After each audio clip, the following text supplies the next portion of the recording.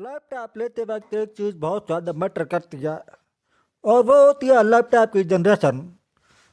आपका लैपटॉप के तार से चल लगा, इसका अनुसार इस बात पर है कि लैपटॉप की जनरेशन कौन सी है।